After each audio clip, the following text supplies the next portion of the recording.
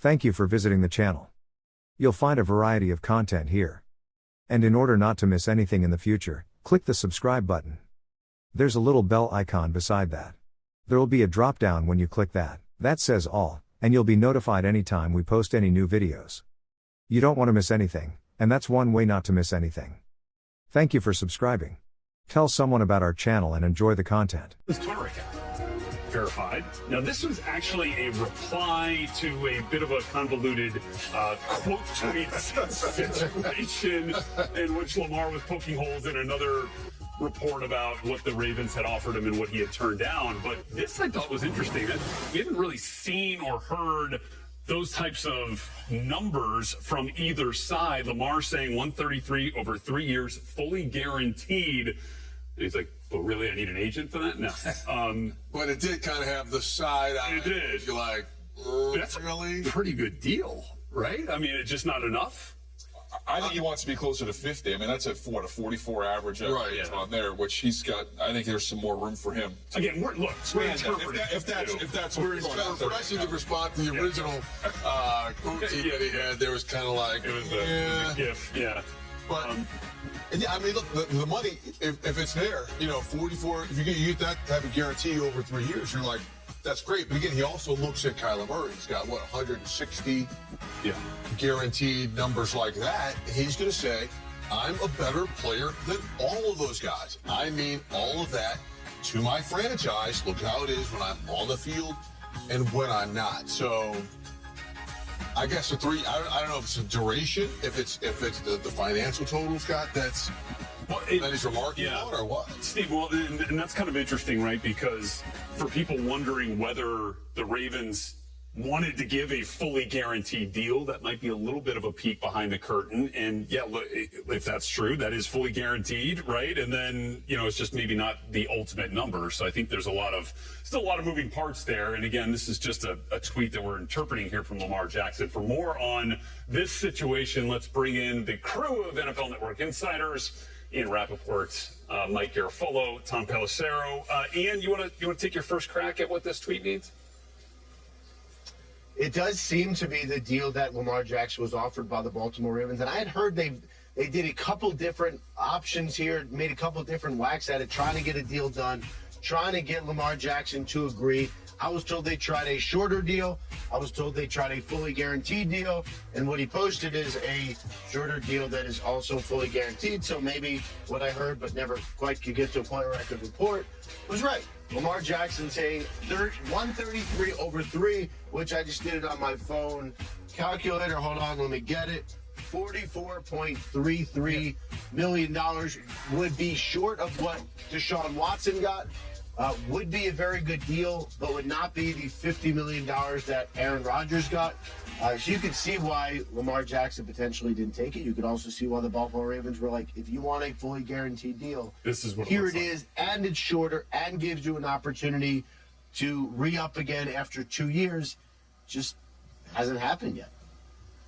Well, I do want to, I wish I had a couple more minutes to make a couple more calls, because I think what's happening here, and I could be mistaken, maybe I'm wrong, is this was part of a bigger deal, right? Well, the 133 was part of a 5-year extension that was offered, but the 133 was fully guaranteed over the first 3 years of the deal.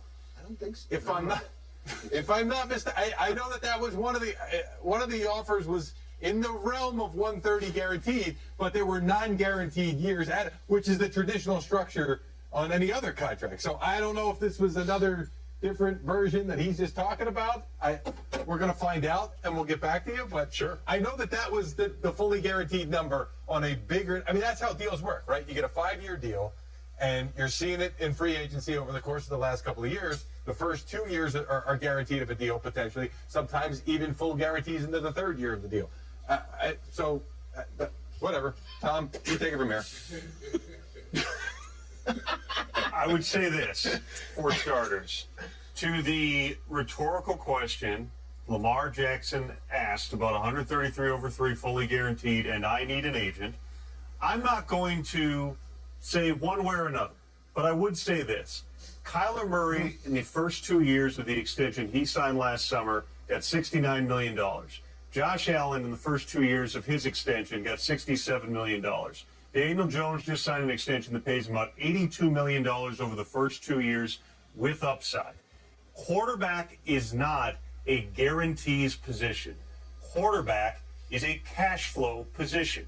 So in those same 2 years that Josh Allen has played out, or if you take some of the other quarterbacks who have signed in recent years, at a time where any agent would have advised Lamar Jackson 2 years ago, we're going to push the issue now. You're not going to play this season for 1.7 in your fourth year of your contract as a former NFL MVP. Over those 2 years, Lamar Jackson has made $24.7 million. So to the extent that we're talking about guaranteed money here, it is an act of security. It's an act of commitment that Lamar Jackson plainly wants. However, he has given up tens of millions of dollars over the past 2 years by not having, one way or another, he could have decided this himself along with his mom, who's his advisor in the NFLPA, could have decided to push the issue 2 years ago. They did not. Those tens of millions of dollars are never money that you can get back. Your investments that you could have made on those tens of millions of dollars and made more money off your money don't exist. And we'll see now, as Lamar Jackson actually gets to field offers from multiple teams starting at 4 p.m. on Wednesday, whether he still wants the longer-term, fully guaranteed contract, or at some point, if he wants to get the cash flow started, because once you start it, Rhett, that gets you that much closer to getting your next deal at a position where top players don't get cut.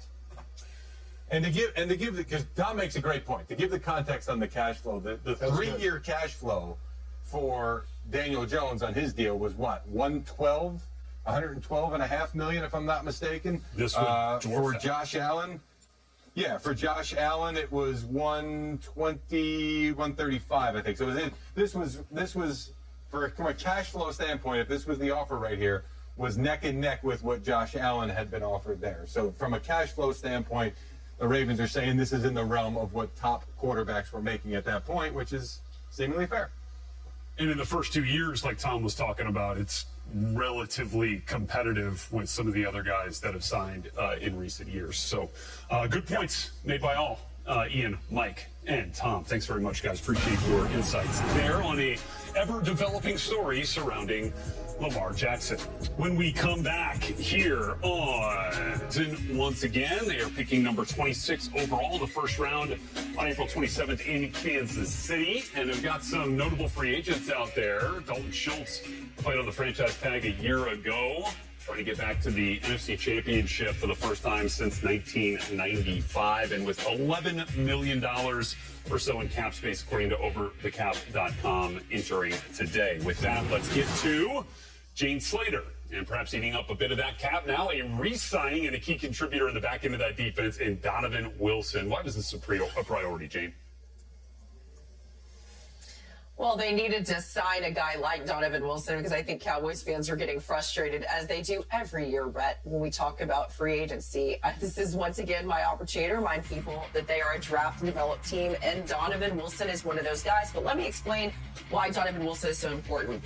Safety position was something we talked about every single year in the draft and free agency until they went out and got guys like Malik Hooker, Jaron Kearse, and Donovan Wilson.